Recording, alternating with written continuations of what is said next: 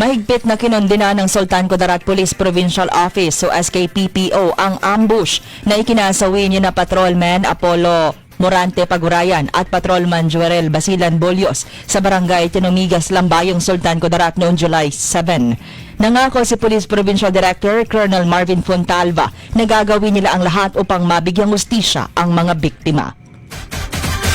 Sumuko sa militar ang tatlong dating kasapi ng violent extremist group, dala ang kanilang 5 mga baril, kabilang ang 2 Garand rifle, 1 rocket-propelled grenade at 2 short firearm. Ang mga pagsuko ng kasapi ng Bangsamoro Islamic Freedom Fighters ay ginanap sa Sharif Agwak at formal na tinanggap ni 601st Infantry Brigade Commander Brigadier General Edgar Catu.